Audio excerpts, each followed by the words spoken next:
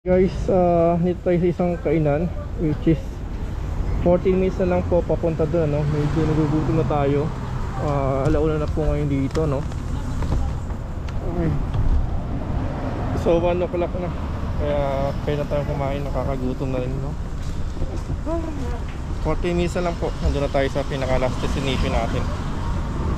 And wala, nag-go. Grabe naging biyahe.